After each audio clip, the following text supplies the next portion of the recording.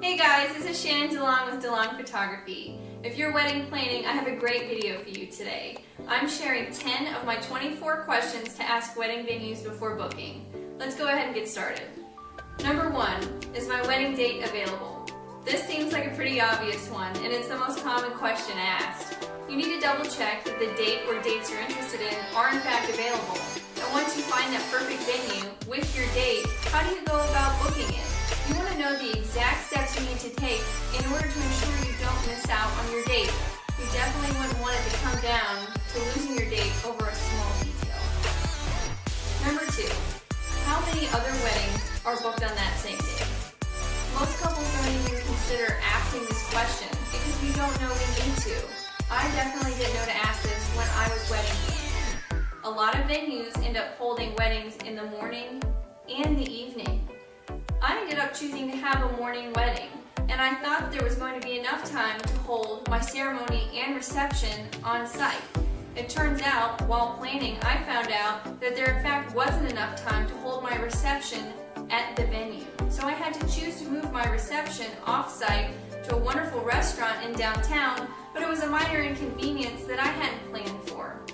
On the flip side, the afternoon or evening wedding that day couldn't set up until 3 p.m. because I was booked for all the morning hours. This meant that her timeline was also tight, so she had to get ready and everything else before then, somewhere else, before being able to move on property, use the bridal suite, and have everything set up. So these are some crucial details that you need to know way ahead of time to make planning go very smoothly. Number 3, are you able to hold all 3 events on property? So like I mentioned a second ago, I found out I couldn't hold my reception on property. Some venues actually only cater towards ceremonies, so you need to check into these details. When I say 3 events, what I'm referring to is the ceremony, the cocktail hour, and the reception.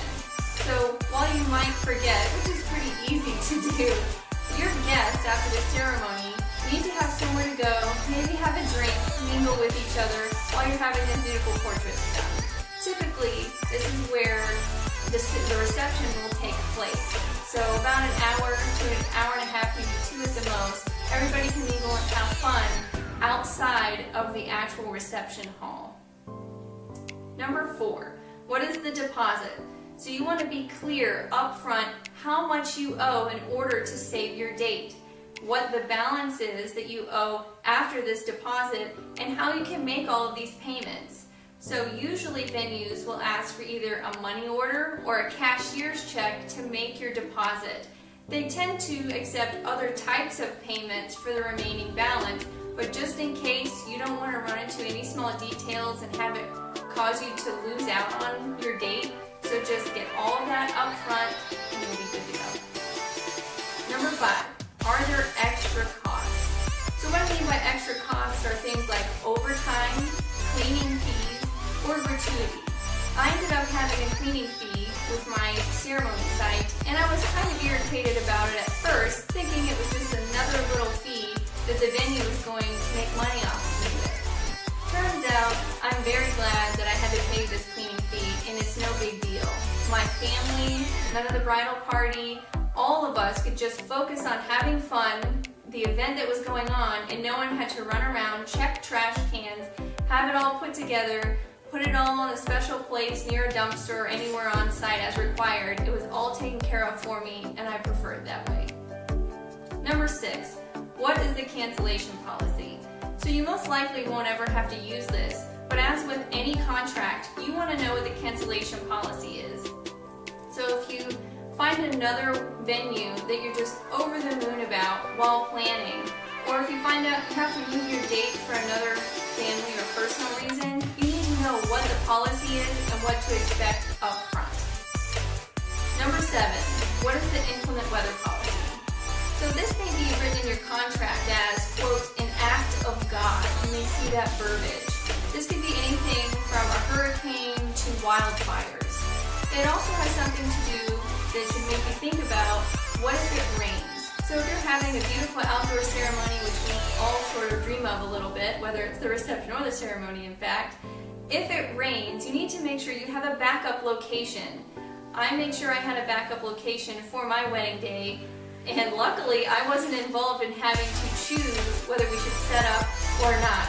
It had rained all night before I got married, and my husband had to make the call of, do we set up outside or do we go to the backup location?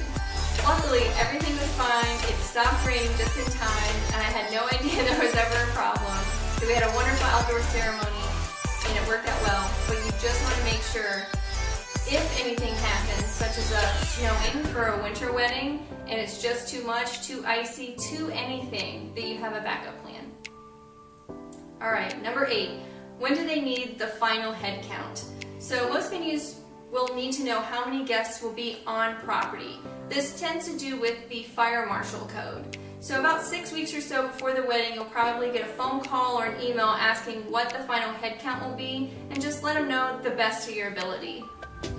Number 9, who is the day of contact? So every venue generally has a day of contact. It's the person you can turn to with questions or, God forbid, an emergency.